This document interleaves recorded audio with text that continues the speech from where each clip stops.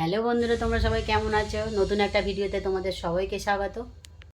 আজকে আমি কাতলা মাছের পেটি দিয়ে সর্ষে আর পোস্ত দিয়ে ভাপা করব। তো তোমাদেরকে দেখাবো কি কি দেব, কিভাবে করব।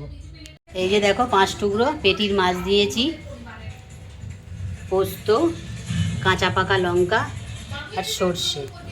তো মিক্সির বাটিতে আমি দিয়ে দেবো, দিয়ে পেস্ট করে নেবো।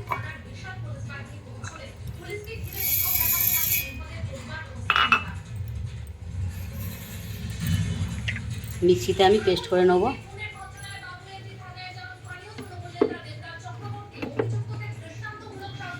দেখো, এই সর্ষে, পোস্ত আর কাঁচা লঙ্কা পেস্ট করে নিয়েছি। অল্প করে একটু লবণ দিয়ে দিচ্ছি। আগে থেকে তো মাছের মধ্যে নুন হলুদ মেখে রেখেছিলাম। সর্ষে পোস্তটা দিয়ে দিচ্ছি। এবার দিচ্ছি সর্ষের তেল।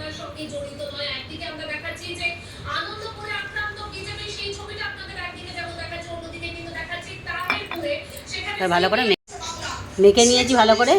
এবার আমি এই বাটির মধ্যে দিয়ে দেবো।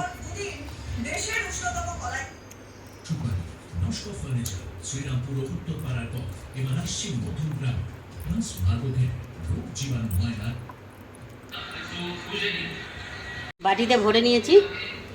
এরপর দিয়ে দিচ্ছি ওপর থেকে সর্ষের তেল।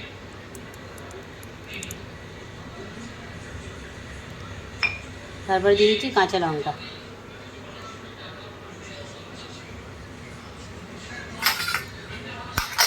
এরপর আমি ঢাকনাটা আটকে দেবো। আগের থেকে জল বসিয়ে দিয়েছিলাম কড়াতে। জলটা খুব ভালোভাবে গরম হয়ে গেছে। স্ট্যান্ড বসিয়ে দিচ্ছি একটা। এরপর আমি টিফিনটা বসিয়ে দিলাম। 15 থেকে 20 মিনিট পর আমি খুলে দেখব। বন্ধুরা, এই যে আমার ভাপাটা হয়ে গেছে। দেখো, সুন্দর দেখতে হয়েছে। ভালো মতন ভাপাটা হয়েছে, খুব সুন্দর, খুব ভালো হয়েছে।